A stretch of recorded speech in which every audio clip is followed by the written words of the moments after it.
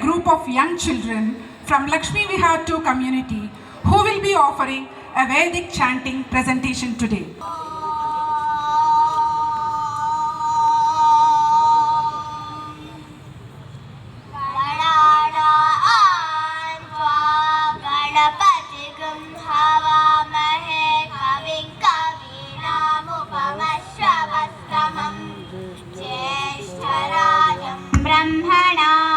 ब्रह्मणस्पत आनशृण्वन्नोतिभिः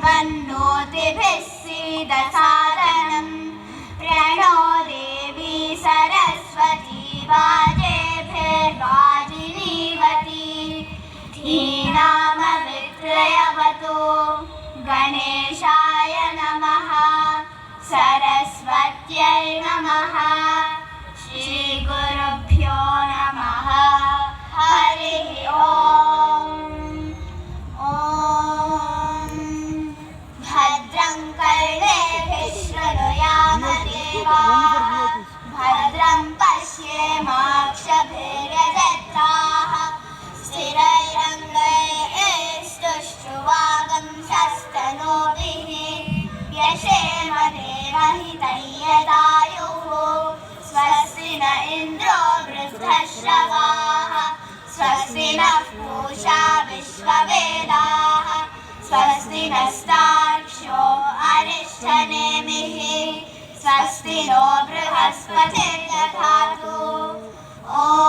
शान्ति शान्ति शान्तिः ॐ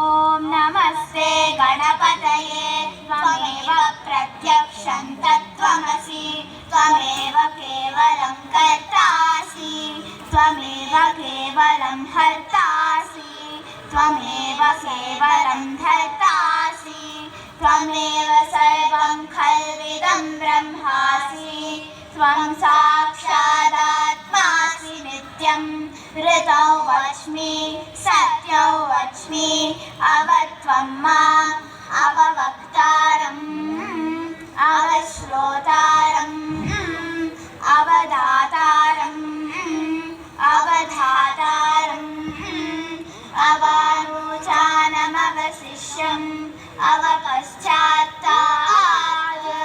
अवपुरस्तात्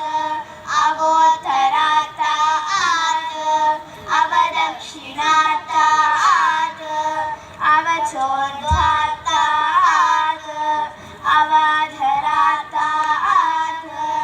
सर्वतो मां पाहि पाहि समन्तात् त्वं वाङ्मयस्त्वं चिन्मयः त्वमानन्दमयस्त्वं ब्रह्ममयः त्वं सच्चिदानन्दाद्वितीयोऽसि त्वं प्रत्यक्षं ब्रह्मासि त्वं ज्ञानमयो विज्ञानमयोऽसि सर्वं जगदिदं त्वत्तो जायते सर्वं जगदिदं त्वत्तस्तिष्ठति सर्वं जगदिदं त्वयिलयमेष्यति सर्वं जगदिदं त्वयि प्रत्येति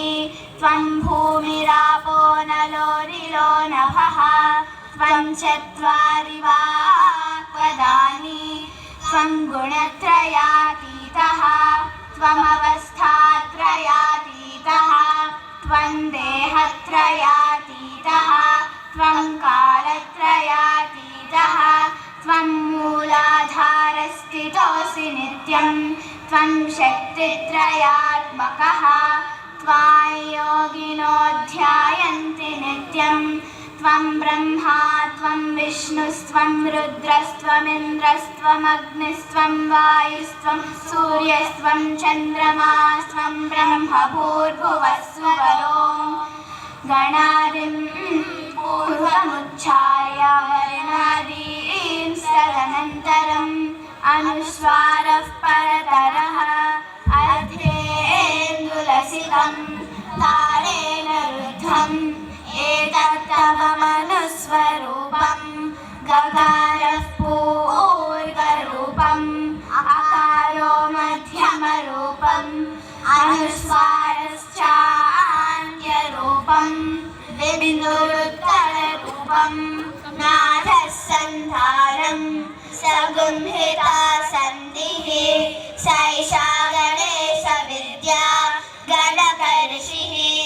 विकृद्गायत्री छन्दः गणपतिर्देवता ॐ गं गणपतये नमः एकदन्ताय विद्महे वक्रतुण्डाय धीमहि तन्नो दन्तिः प्रचोदयात् एकदन्तं चतुर्हस्तं पाशमङ्कुशधारिणं रदं च वरदं हस्तैर्बिभ्राणं मूषकध्वजं रक्तलम्बोदरं शूर्पकर्णकं रक्तवाससं रक्तगन्धानुलिप्ताङ्गं रक्तपुष्पैः सुपूजितं भक्तानुकम्पिनं देवं जगत्कारणमच्युतम् आविर्भूतं च सृष्ट्यादौ प्रकृतेः पुरुषात् परम् एवं ध्यायति यो नित्यं स योगी योगिनां वरः नमो व्रातपतये नमो गणपतये नमः प्रमथपतये नमस्ते सुलम्बोदराय एकदन्ताय विघ्ननाशिने शिवसुताय वरदमूर्तये नमः भद्रं कर्णेभिः शृणुयाम देवाः भद्रं पश्येमाक्षभिर्यजत्राः स्थिरैरङ्गैस्तुष्टुवागुंसस्तनूभिः व्यशेम देवहितैर्यदायुः स्वस्ति न इन्द्रो वृद्धश्रवाः स्वस्ति नः पूषा विश्ववेदाः स्वस्ति नस्तार्क्ष्यो अरिष्टनेमिः